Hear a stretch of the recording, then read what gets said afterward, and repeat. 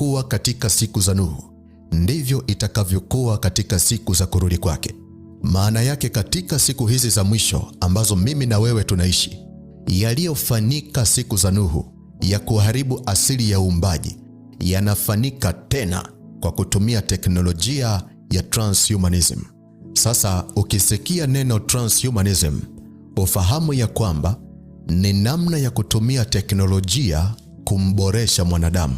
Na wanafanya haya kwa sababu wanaamini kwamba mwanadamu hajakamilika, na kwa sababu hiyo anatakiwa aboreshwe ili aweze kuwa wa kisasa zaidi.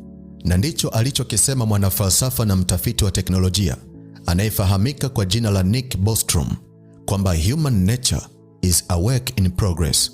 Kwa hiyo agenda anayoisimamia ni agenda ya kishetani ya kuharibu asili ya uumbaji wa mwanadamu, transhumanism.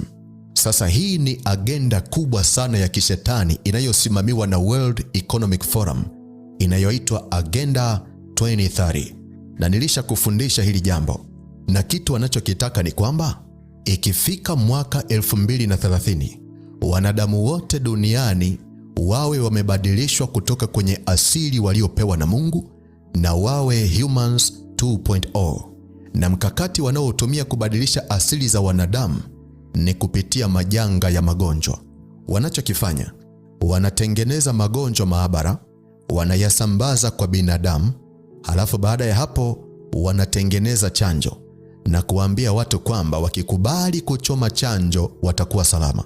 Lakini ukweli ni kwamba wanapokuchoma hiyo chanjo, kitu inachoenda kufanya ni kukubadilishia mfumo wa vinasaba ambavyo Mungu alikuumbia. Wanakufanyia genetic modification bila wewe kujua. Labda nikupe mfano utakusaidia. Katika kipindi cha mlipuko wa COVID, ingredient iliyowekwa kwenye chanjo inaitwa luciferase. Hili neno luciferase linatokana na neno Lucifer. Sasa kwa wasomaji wa Biblia wanafahamu kwamba jina la shetani anaitwa Lucifer.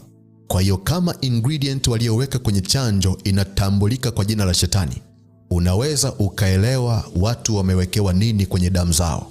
Na ndio maana nimekuwa nikikuonya tena na tena, usiwe mwepesi kupokea hizo wanazoziita chanjo. Hawa sio watu wazuri. Wanakimbizana na agenda ya 2030 kwamba wanadamu wote wawe wamebadilishiwa vinasaba vyao. Lengo ni kukubadilishia asili ya utu wako na kukubadilishia asili ya uumbaji ambao Mungu aliweka ndani yako. Na mbinu kubwa wanayoitumia ni chanjo.